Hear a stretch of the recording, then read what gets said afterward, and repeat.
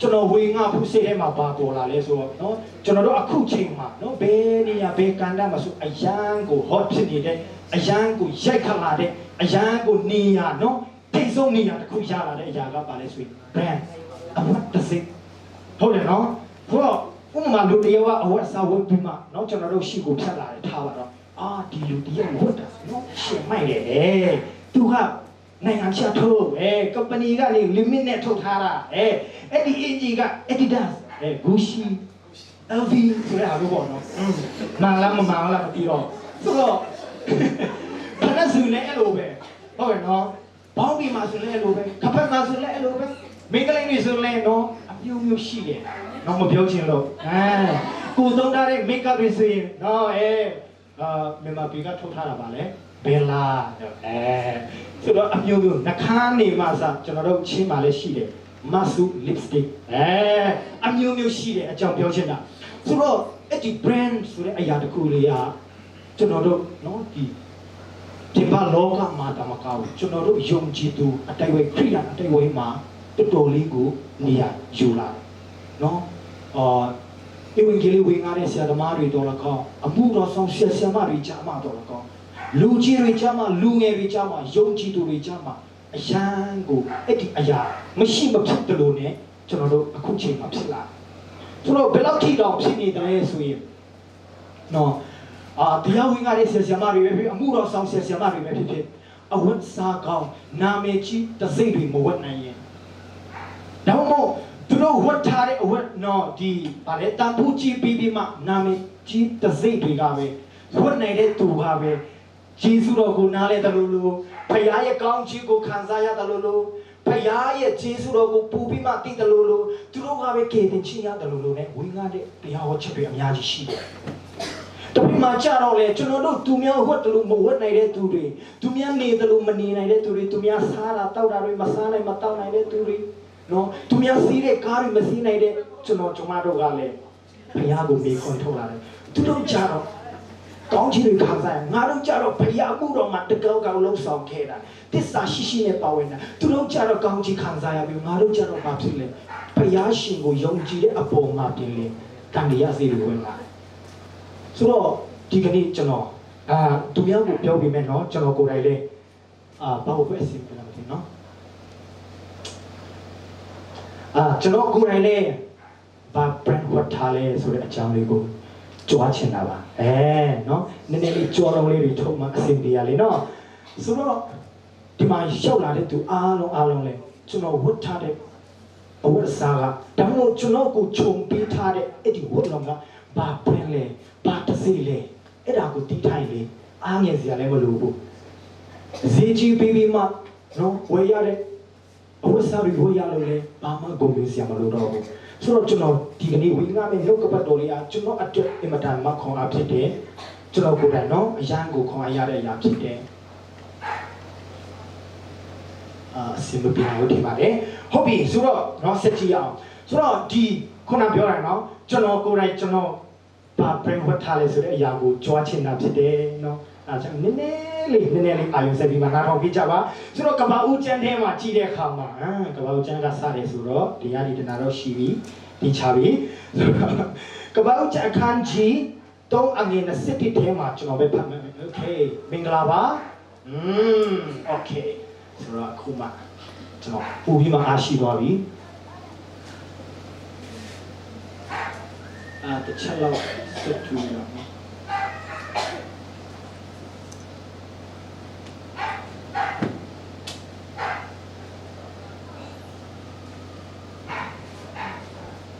ကျေးဇူးတင်ပါတယ်အားလုံးကအာရုံစိုက်နေကြနော်ရှေ့ကောင်း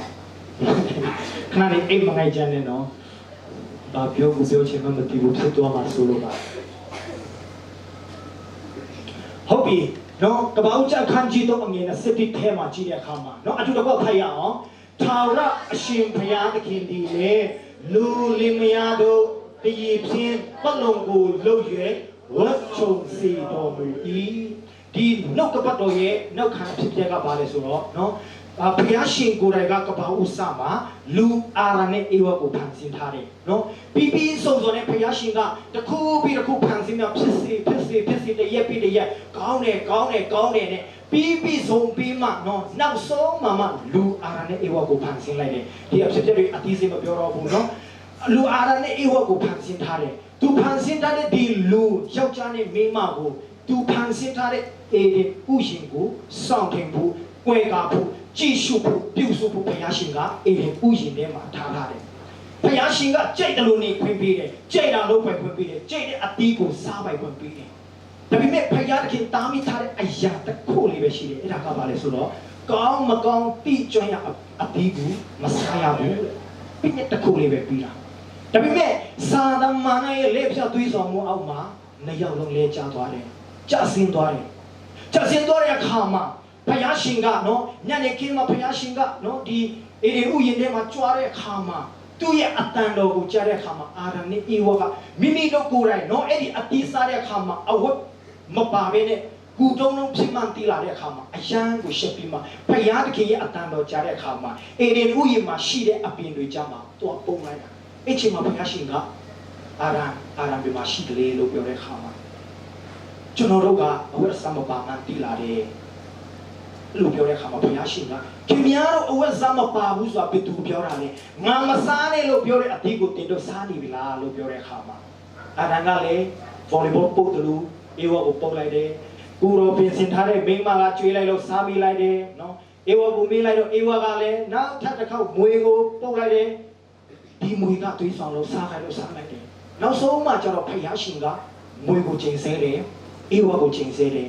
အာရန်ကိုချိန်ဆဲတယ်ဒီလောကကဘာမီကြီးကိုချိန်ဆလိုက်တယ်။ဒါပေမဲ့ဘုရားရှင်ကလည်းအဲ့ဒီနေရာမှာကြည့်တဲ့အခါမှာဘုရားရှင်ကသူဖန်ဆင်းထားတဲ့လူသားတွေသူနဲ့မေတ္တာဟာရဖွဲ့ဖို့ဖန်ဆင်းခံတဲ့ဒီလူသားတွေဘုရားသခင်ကအယံချစ်တယ်။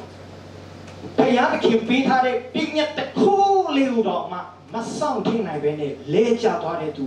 မားခဲ့သွားတဲ့သူဘုရားကိုပုံကန်ခဲ့တဲ့သူသူရဲ့စကားကိုနားမထောင်ခဲ့တဲ့သူသူနဲ့အတူတူနေတဲ့အချိန်အတော်တွင်းမှာလဲကျခဲ့တဲ့သူကိုဘုရားရှင်ဒီတိုင်းမထားချင်ဘူးဘုရားရှင်ကဒီအရှက်တရားတွေနဲ့သူတို့ရဲ့တဘွားလုံးစာနေတော့မှဘုရားမလိုလားဘူးအဖြစ်သေးမှာပဲနေမွန်ပြီးမှသူနဲ့အမေရာဝေးကွာရမှာဘုရားရှင်အထံတော်ချင်းကတဲ့အခါမှာသူ့ကိုမတွေ့ရပဲနဲ့နော်ပုံသွားမယ်ရှက်ကြောက်ချင်းတွေနဲ့အမေရာအတရှင်တော့မဖျားမလိုလားတဲ့အတွက်ကြောင့်တည်ပလုံကိုလှုပ်ပြီးမှသူတို့ကိုခြုံပေးတာဖြစ်တယ်အာမင်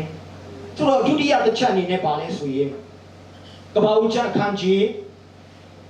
နောက် slide တစ်ခုနော်ကပ္ပဦးကျမ်းခန်းကြီး29ထဲမှာ56ရင်ဆုံးဖတ်ရအောင်ဆိုတော့ဒီနေရာမှာကျွန်တော်တို့ဤတော်နဲ့ရက်ကွက်အကြောင်းတွေ့ရတယ်ဟုတ်ပြီအတူတကွဖတ်ရအောင်နော်သူအခါရဘီကာဒီအိမ်တွေမိမိလက်၌ရှိသောဒါကြီးအေတော်ဤအဝတ်ကောင်းမွန်သောအဝတ်ကိုယူ၍တာငယ်ရကုတ်ကိုဝတ်စီလျက်စိတ်တငယ်ဤတရေကိုလည်းယူ၍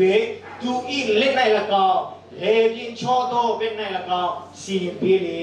ဆိုတော့ဒီနောက်ကပတ်တော်ကိုကြည့်တဲ့အခါမှာဘာဖြစ်လဲဆိုတော့ဤစိတ်မှာတားနှစ်ယောက်ရှိတယ်ဒီမှာဤစိတ်ရှိလားမရှိဘူးဆိုတော့သူ့မှာတားနှစ်ယောက်ရှိတယ်အကြီးကအေတော်အငယ်ကရက်ကုတ်ဖြစ်တယ်အေတော်ကကြတော့ဘာဖြစ်လဲဆိုတော့အမွေးထူတယ်သူ့ရဲ့နေ့ရက်စင်လိုက်သူလုပ်တဲ့အရာကမုတ်ဆူလိုက်ပြီးမှတောကောင်တွေဖမ်းပြီးမှရက်ကုတ်ကကြတော့အိမ်မှာသူ့အမေနားမှာပဲနေပြီးမှဒီမှုကိစ္စတွေလုပ်ကိုတယ်မမဘွဲပေါ့နော်ဆိုတော့အဲ့နေရာမှာကြည့်တဲ့အခါမှာဒီညီကိုနှစ်ယောက်ရှိတယ်အဖေကတော့ဤတော်ကိုပုံချစ်တယ်ရေဘီကာအမေကတော့ရက်ကုတ်ကိုပုံချစ်တယ်နော်ကျွန်တော်တို့လောကသတ္တဝါနဲ့တိတ်မဆိုင်ပါဘူးဒါပေမဲ့ဒီမှာမိခင်တွေလည်းရှိတယ်ဖခင်တွေလည်းရှိတယ်နောက်မကြခင်မှာမိခင်လောင်းဖခင်လောင်းတွေလည်းဖြစ်တဲ့အတွက်ကြောင့်မိသားစုထဲမှာအဲ့လိုခွဲခြားမှုရှိနော်ကပ္ပရံတွေဖြစ်တတ်တယ်နော်ကြီးမားဆုံးသောရံသွင်းမှုတွေဖြစ်တတ်တယ်နော်နင့်ဟာငါအမျိုးနင့်သားငါသမီးနင့်သမီးဆိုတဲ့ဟာမျိုးမရှိအောင်နော်ကျွန်တော်တို့အသက်ရှင်ဖို့လိုတယ်ဆိုတော့လောကပတော်ပြန်သွားရအောင်ဆိုတော့ဒီနေရာမှာအေတော်နဲ့ယာကုပ်ဖြစ်တယ်အေတော်ကကျတော့နေ့တိုင်းမုတ်ဆူလိုက်ပြီးမှသမီးဟင်းတွေသူ့အဖေကိုအမေရန်ကျွေးဆိုတော့နောက်တနေ့ကျတော့ဘာဖြစ်လဲဆိုတော့သူတို့ရဲ့ဖခင်ဣဇက်ကိုယ်တိုင်ကလည်းအသက်ကြီးလာပြီးမျက်စိလည်းမုံသွားပြီးနောက်ဆုံးကျတော့သူ့သားကြီးကိုခေါ်ပြီးမှအေတော်ငါထံလို့လာခဲ့ငါအယမ်းချစ်ခဲ့တဲ့ အမေကောင်ကိုဖန်ပြီးမှအဲ့ဒီအမေဟင်းလျာနဲ့ငါစီမာလာခဲ့ကောင်းချီးခံယူခဲ့ငါဝိညာဉ်တွေတင်းကိုကောင်းချီးပေးနိုင်တဲ့အကြောင်းငါစီမာလာခဲ့ပါလို့ပြောတဲ့အခါမှာအေးတော်လည်းချက်ချင်းသွားလိုက်တယ်အဲ့ဒီပြောတဲ့စကားတန်ကိုသူ့အမေကကြားတဲ့အခါမှာယကုကိုခေါ်တယ်မင်းအဖေကမင်းအကိုဒီလိုပြောတယ်ဒီလိုပေါ့နော်ဆိုတော့ပြောတဲ့အခါမှာယကုကလည်းအဖေကအကူကကြတော့အမွေးထူတယ်အကူကကြတော့အသားရည်ချမ်းတယ်ကျွန်တော်ကကြတော့နော်ချိုးဝေးတယ်ဘာညာပေါ့နော်မတူဘူးပြောတဲ့အခါမှာအဖေကကောင်းချီးပေးဖို့နေတာတောင်ကျွန်တော်ကိုချိန်ဆသွားမယ်ဆိုပြီးမှပြောတဲ့အခါမှာရေဘီကာလည်းမရဘူးမရတဲ့နည်းနဲ့လုပ်လိုက်တယ်နောက်ဆုံးကျတော့ယာကုပ်ကလည်းသူ့အမေစကားကိုမလုံဆန်နိုင်တော့တဲ့အဆုံးမှာနော်သူ့အမေစကားကိုနားထောင်လိုက်တယ်အဲ့ဒီချိန်မှာဒီနှုတ်ကပတ်တော်ဖြစ်လာတယ်အမေကဘာဖြစ်လဲဆိုတော့ဤတော်ရဲ့အဝတ်ကိုယူပြီးမှသူ့မှာရှိတဲ့ကောင်းမွန်တဲ့ဤတော်ရဲ့အဝတ်ကိုယူပြီးမှယာကုပ်ကိုဝတ်ပေးလိုက်တာဆိုတော့အဲ့ဒီနေရာမှာစေတငယ်ရဲ့တရေကိုသူ့ရဲ့လေဘေးမှာကပ်ပေးလိုက်တာဆိုတော့အဲ့လိုနဲ့ယာကုပ်ကသူ့အဖေထံသွားပြီးမှအဖေစားချင်တဲ့ဟင်းလျာရနေပြီဆိုတာခါကြတော့အဖေကလည်းမင်းကဤတော့မဟုတ်ဘူးနဲ့တူတယ်ယာကုပ်နဲ့နေအသားယာကုပ်နဲ့တူတယ်နောက်ဆုံးကြတော့နော်ဒီနောက်ထပ်စလိုက်တစ်ခုနော်ကပ္ပဦးကျအခန်းကြီး29 26 29ထဲမှာသူနောက်အဘာကငါအသားချင်းကရွေးငါကိုနမ်းပါလို့ဟုတ်ဆိုလေယာကုပ်ဒီချင်းကရွေးအဘကိုနမ်းလေအဘဣဇက်ကလည်းသူအဝတ်ဤအနံကိုခံရွေးကြည့်ပါငါသားရဲ့နည်းဒီထာဝရဘုရားကောင်းချီးပေးတော်မူတော့လေဤအဖို့အချိန်နဲ့တူဤတဲ့ဒီနေရာမှာဣဇက်ကအတန်ကယာကုပ်မှပြီးတယ်ဒါပေမဲ့သူဖင်နိုင်ပြီးမှတွားပြီးမှသူ့ရဲ့အနံကိုခံကြည့်လိုက်တဲ့အခါမှာအဲ့ဒီဤတော်ရဲ့ဝတ်လုံးအနံကိုသူခံတယ်အဲ့ဒီချိန်မှာဟာဒီအနံကဒီရှနံကကောင်းချီးခံစားရမယ့်ရှနံပဲထာဝရဘုရားကကောင်းချီးပေးပါစေဆိုပြီးမှသူ့ကိုကောင်းချီးပေးလိုက်တယ်ဆိုတော့တခါလေကျွန်တော်တို့အသက်တာမှာလေအာရနဲ့အေဝကဲတို့ပြညတ်တော့ဆေဘာမပြောနဲ့အတင်းတို့ရဲ့ဘိုင်လောတွေမပြောနဲ့အာရနဲ့အေဝကဲတို့မဆားနဲ့ဆိုတဲ့ပြညတ်တော့တခိုးလေးတော့မဆောင်ထင်းနိုင်တဲ့ကျွန်တော်တို့ဘုရားရှင်ဒီတိုင်းမထားခြင်းဘူးဘုရားရှင်ကကျွန်တော်တို့ကိုချစ်တယ်ဘုရားရှင်ကကျွန်တော်တို့တဘဝလုံးအပင်ငရဲနဲ့ချင်းချောက်ခံရမယ့်ဟာကိုဘုရားရှင်မလိုလားဘူးဘုရားရှင်ကကျွန်တော်တို့ကိုအရှက်တရားတွေနဲ့ပဲအသက်ရှင်သွားမှာဘုရားရှင်မလိုလားဘူးအဲ့ဒါကြောင့်ဘုရားရှင်ကအာရနဲ့အေဝအတွက်ဒီပတ်လုံးကိုလှုပ်ပြီးမှသူတို့ကိုခြုံပေးလိုက်တာဒီနေရာမှာလည်းကြည့်တဲ့အခါမှာယာကုပ်ကယာကုပ်ပဲအတန်ကလည်းယာကုပ်ပဲလူလိမ်ပဲကလင်ကချစ်ဘာမှမလုပ်ချင်တဲ့အိမ်မှာမနေချင်တဲ့ငါပြင်းမယ်ဒါပေမဲ့သူယာကုပ်ဖြစ်နေမယ်ဤတော်ရဲ့ဝတ်လုံးကသူ့ကိုကြင်သွားတာဤတော်ရဲ့ဝတ်လုံးအဖြစ်ဤတော်ရဲ့ကောင်းမွန်တဲ့ဒီဝတ်လုံးရဲ့ရှနန်းတွေအဖြစ်သူကအဖေရဲ့ကောင်းချီးတွေခံယူသွားတာဆိုတော့နော်ဒီနှုတ်ကပတ်တော်နှစ်ခုကိုချင်းချင်းပြီးမှကြည့်တဲ့အခါမှာဘုရားရှင်ကိုယ်တိုင်ကကျွန်တော်တို့အတွက် brand တွေနဲ့ပတ်သက်ထားတယ်အဲ့ဒါကဒီနေရာမှာပထမအာရနဲ့ဧဝတ်တဲ့တည်ဖြစ်တယ်ယာကုပ်အတွက်ဤတော်ရဲ့ဝတ်တော်ဖြစ်တယ်ဟုတ်ပြီဆိုတော့ကျွန်တော်တို့ဒီကနေ့မှာယုံကြည်သူတွေရဲ့အသက်တာမှာဟောကျွန်တော်တို့ယေရှုခရစ်တော်ကိုနောက်လိုက်နေတဲ့ယေရှုတော်ကာလမှာအသက်ရှင်တဲ့သူအတွက်ပေါ့နော်ဂလာတိအခန်းကြီး3 အငယ်26နဲ့29ထဲမှာကြည့်တဲ့အခါမှာဂလာတိတော့ဖြစ်သွားနော်ဂလာတိစကားနာထောင်ကြတယ်ကျေးဇူးတင်တယ်အိမ်မငိုက်သေးဘူးဆိုတော့ဂလာတိဩဝါဒစာခန်းကြီး3အငယ်26နဲ့29ထဲမှာအတူတကောဖတ်ကြအောင်အဘယ်တို့နည်းဟူမူကားသင်တို့အပေါင်းဒီယေရှုခရစ်ကိုယုံကြည်သဖြင့်ဘုရားသခင်၏သားဖြစ်ကြ၏ခရစ်တော်၌ပဋိဇံကိုခံတော်သူရှိသမျှတို့သည်ဖြစ်ဖြစ်ခရစ်တော်ကိုယူသည်ဝတ်ဆောင်တော်သူဖြစ်ကြ၏အာမင်ဒီကနေ့မှာကျွန်တော်တို့ဂုဏ်ယူရမယ့်အရာကျွန်တော်တို့ကိုပတ်ချစ်ပေးတဲ့အရာကျွန်တော်တို့ကိုလွန်ခြုံပေးတဲ့ကျွန်တော်တို့ကိုခြုံပေးတဲ့ brand ကယေရှုခရစ်တော်ကိုယ်တိုင်ဖြစ်တယ်တော်တော်များများယုံကြည်သူတွေရဲ့အသက်တာမှာအဲ့ဒီယေရှုခရစ်တော်ရဲ့ကယ်တင်ခြင်းတရားတွေကျွန်တော်တို့ကိုပတ်ချစ်ပေးတဲ့ယေရှုခရစ်တော်ကိုအကြောင်းတွေကိုဝေငှမြတ်စားလောကလူသားတွေတတ်မှတ်တဲ့ဈေးကြီးပေးဝယ်ရတဲ့အရာတွေကိုပဲထုတ်ကြွားပြီးမှထုတ်လို့ပြီးကြွားပြီးမှဒီအရာတွေကပဲကျွန်တော်တို့ယုံကြည်သူဖြစ်စေတယ်လို့ဒီအရာတွေကပဲကျွန်တော်တို့ရဲ့ဖယားသားဖြစ်တဲ့အကြောင်းတွေကိုထင်ရှားစေတယ်လို့နဲ့ဝေငှတဲ့တရားဟောချက်တွေအများကြီးရှိတယ် အဲ့လိုဟောတဲ့သူကမမှန်တာတက်သွားတယ်အဲ့လိုသူတို့ဝတ်တယ်လို့မဝတ်နိုင်တဲ့သူကစိတ်အကြပြီးမှကိုယ့်ရဲ့ယုံကြည်ခံယူထားတဲ့ကယ်တင်ခြင်းကိုတော့ငါတန်တရားဝင်တဲ့တော်များကြီးရှိတယ်ဒီကနေ့မှကျွန်တော်တို့ဘယ်နေရာမှာရှိနေတယ်လဲကျွန်တော်ပြောချင်တယ်ကျွန်တော်အရောက်ချင်းစီတိုင်းကိုခွန်အားပေးခြင်းတယ်သူများဝတ်စားကောင်းတဲ့မဝတ်နိုင်နေပါစေကျွန်တော်တို့ကိုချုပ်ပေးတဲ့အဝတ်စားကပတ်ရှိပေးတဲ့ပတ်လုံးကဝတ်လုံးကယေရှုခရစ်တော်ကိုယ်တိုင်ဖြစ်တယ်အာမင်ယေရှုခရစ်တော်ဖြစ်တဲ့ brand ကိုယ်တိုင်ကကျွန်တော်တို့ကိုပတ်ရထားတယ်အာမင်ကျွန်တော်နောက်တစ်ခုကိုကြည့်ရအောင်ကျွန်တော်တို့ထပ်ပြီးမှဗာ brand နဲ့ဘုရားရှင်ကကျွန်တော်တို့ကိုစီရင်ပေးတယ်နော်ယေရှုအခန်းကြီး61အငယ်30ထဲမှာမောနေကြလားမမောဘူးနော်โอเคကျွန်တော်လည်းမမောသေးဘူးဆိုတော့အတူတကွဖတ်ရအောင်ထာဝရဘုရားကြောင့်ငါသည်အလုံးဝမ်းမြောက်၍ငါ၏ဘုရားသခင်ကြောင့်ငါဝိညာဉ်သည်ရှင်လန်းမည်အကြောင်းမူကားမင်္ဂလာဆောင်လူလင်တွေပေါင်းတရဖူကိုစောင်းတကယ်တို့၎င်းမင်္ဂလာဆောင်တတို့သမီးသည်တစားစင်တကယ်တို့၎င်းကေတင်ချင်းအဝတ်တစားနှင့်ငါကိုဝတ်စင်စီ၍ဖြောင်းမချင်းဝတ်လုံးနဲ့ခြုံတော်မူ၏ဖြောင်းမချင်းဝတ်လုံးနဲ့ကျွန်တော်တို့ကိုခြုံပေးတာအာမင်ကျွန်တော်တို့ဒီကနေ့လေးဘုရားရှိမှကျွန်တော်တို့တန်ရှင်းတယ်ဖြောင်းမှတ်တယ်ဘုရားရှိမှဘုရားသားသမီးဖြစ်ရတဲ့အရာအပြစ်ရှိတဲ့တာနဲ့အပြစ်လွတ်တယ်လို့ပြောတာယေရှုခရစ်တော်ရဲ့ဂျေဇုတော်ကယေရှုခရစ်တော်ရဲ့ကယ်တင်ပေးခြင်းကယေရှုခရစ်တော်ရဲ့အသွေးသွင်းခြင်းကကျွန်တော်တို့ကိုဖြောင်းမှတ်စေတာဖြစ်တယ်ဒီအဖြစ်တဲ့နဲ့ကျွန်တော်တို့နှုတ်ကပတ်တော်နော်ဓမ္မဟောင်းကျမ်းထဲမှာပူဝဲရှင်းသွားအောင်ပါကျွန်တော်တို့နှုတ်ကပတ်တော်ထဲမှာဘာကိုတွေ့ရလဲဆိုတော့ကျွန်တော်ရချအခန်းကြီး7အငယ်23ထဲမှာနော်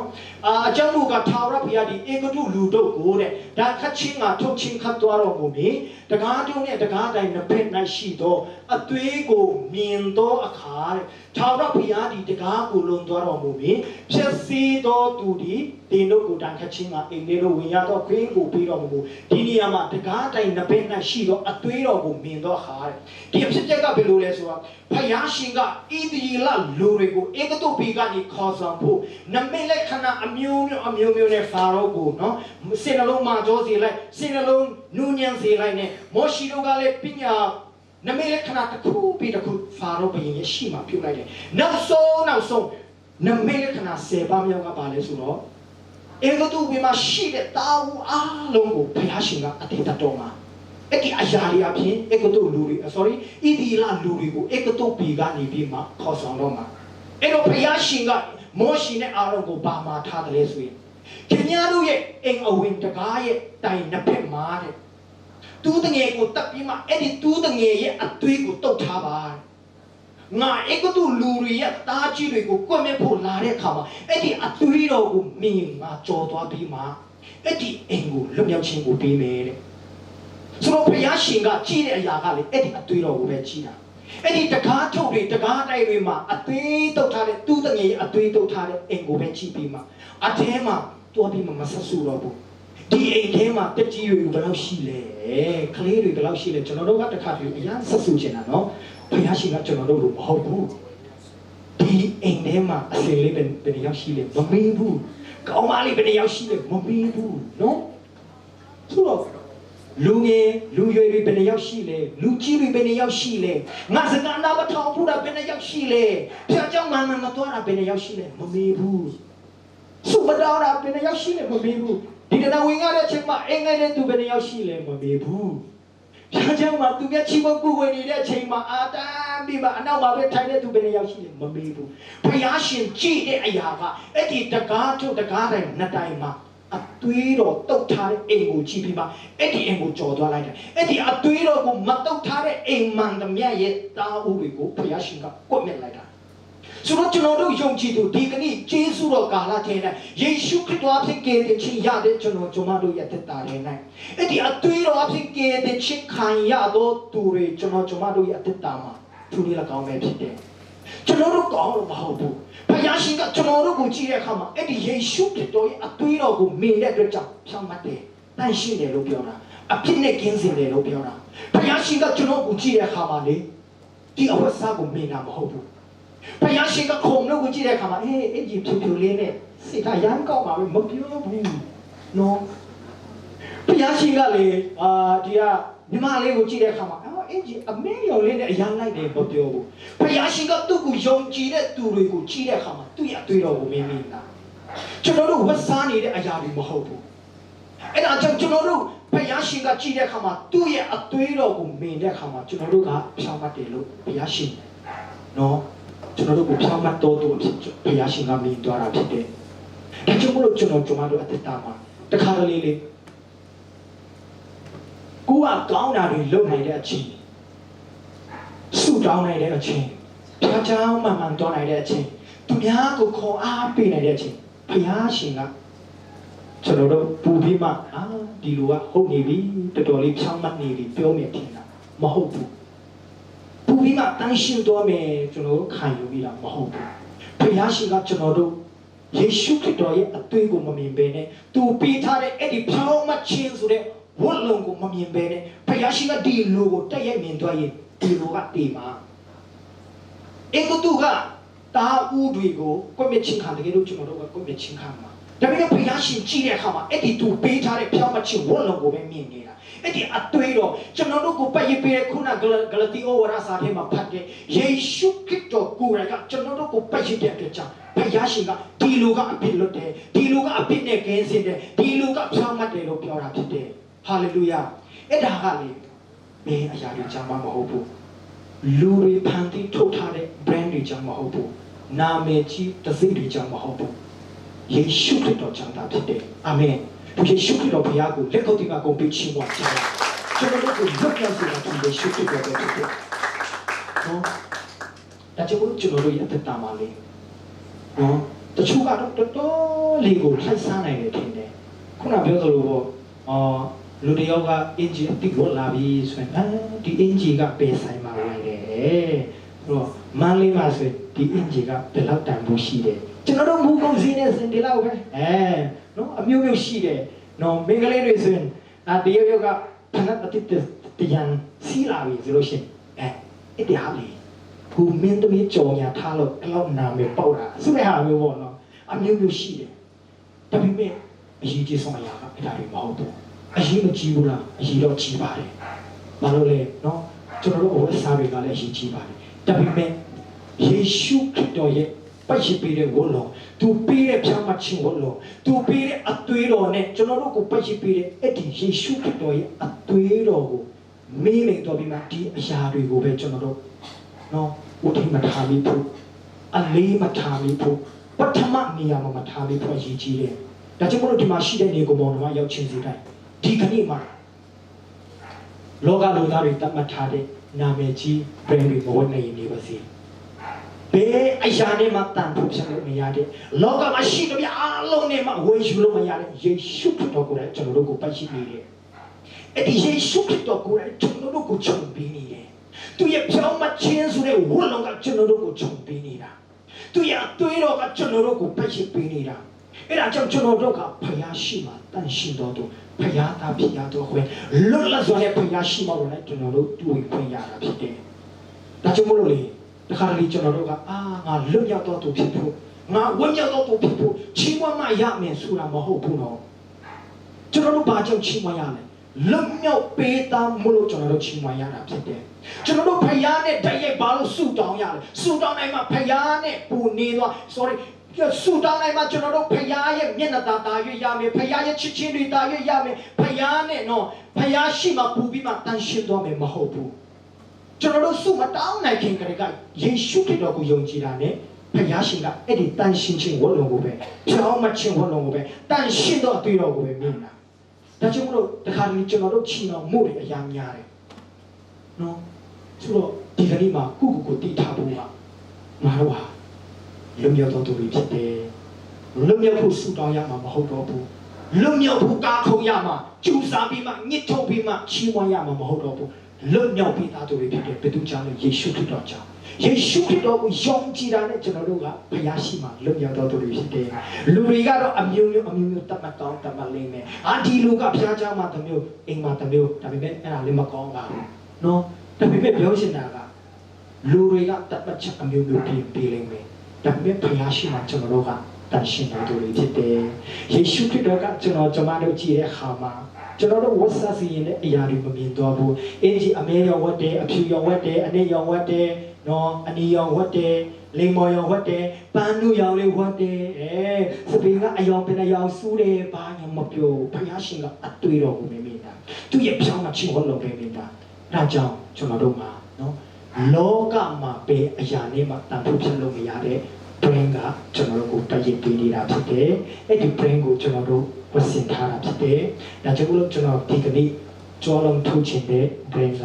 ယေရှုခရစ်တော်ပဲဖြစ်တယ်ယေရှုခရစ်တော်ရဲ့ဖြောင်းမှချင်းဝတ်လို့ပဲဖြစ်တယ်ယေရှုခရစ်တော်ရဲ့အသွေးတော်ကကျွန်တော်တို့ကိုတိုက်ရှိတယ်ကျွန်တော်ကိုလွှမ်းခြုံပြီးတယ်အရောက်ချင်းစီတဲ့ရောက်ချင်းစီတိုင်းပါလေကိုကိုပတ်ရှိတဲ့ brain ကိုတရှိပြီးမှလွတ်ရောက်ခြင်းနဲ့အိမ်ပြန်တော်သူတွေဖြစ်ဖို့ဖျားရှင်အားလုံးကိုကောင်းချီးပေးပါစေဟုတ်ပြီဆိုတော့ကျွန်တော်